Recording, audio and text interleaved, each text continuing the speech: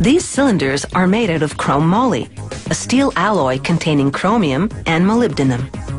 They start with discs that have already been heat treated at 730 degrees Celsius for 36 hours.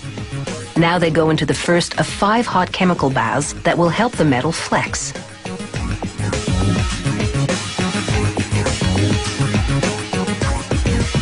After a quick drying period, each disc moves over a die. This process is known as deep drawing because a series of machines will gradually draw out the disc to the shape of a cylinder. A mandrel press begins stretching the metal, applying up to 800 tons of force, the weight of 2 fully loaded jumbo jets. Shaping the cylinder from just one piece of metal means it'll be seamless, and that's a key safety feature. After the disc comes through, steel jaws clamp down on the mandrel and the cylinder slips off. Now another press stretches it even more. This machine applies 250 tons of force to continue forming the walls of the cylinder. That liquid is a coolant to prevent overheating. The cylinder goes through as many as 3 presses, each one stretching it another 60%. This press forms the closed bottom end into a concave shape. That reinforces the base, helping the cylinder withstand up to 1,000 times more pressure than a can of cooking spray.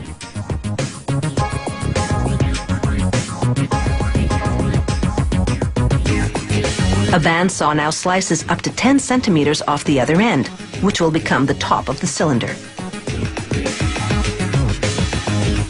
Next, a torch heats that end to 982 degrees Celsius for 90 seconds.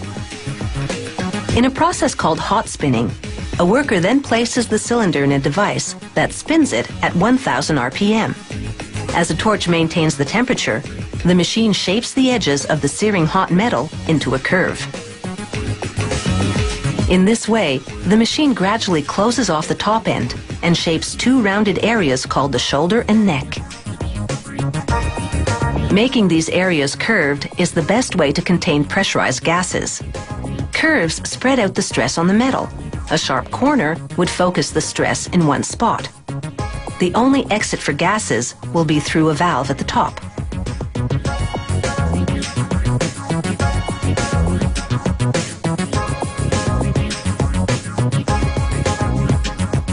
Workers then place 18 cylinders in a furnace heated to 900 degrees Celsius.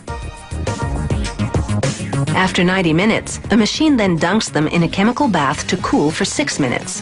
The cylinders are then reheated to 650 degrees Celsius for 90 minutes, then left to cool for 2 hours. These transitions between hot and cold, a process called tempering, strengthen the metal and make it somewhat flexible. A cutting tool carves open the neck and cuts threads inside it. This provides the best seal when the valve screws into the neck. Workers clean the cylinder surface using a process called shot blasting. A machine shoots these tiny steel pellets at the cylinders at very high speed.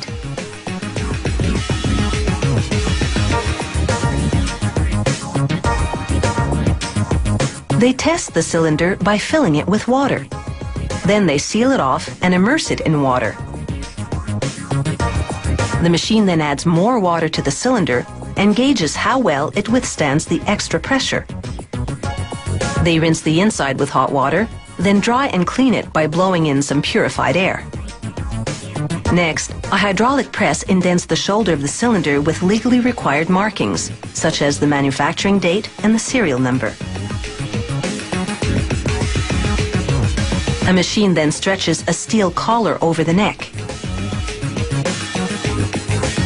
Another device, called a valver, tightly screws on the valve, creating a leak-proof seal. After a trip to the paint shop, these high-pressure cylinders are ready to be filled and keep it all under control.